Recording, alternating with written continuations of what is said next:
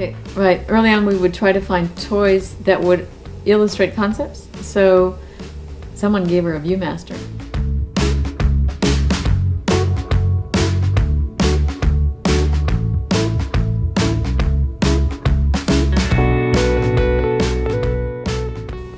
She didn't have to learn how to use it. She was adeptly throwing in new reels and taking out the old ones once she'd flipped through the entire sequence.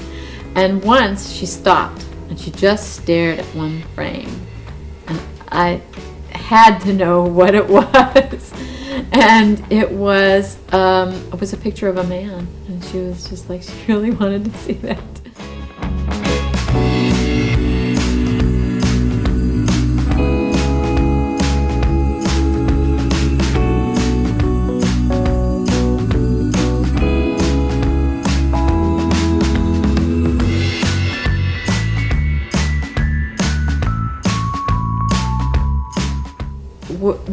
We also did tests where we would ask her, not knowing what was on the frame, to describe what she had seen, and then look later at the frame, and the descriptions would match several of the frames.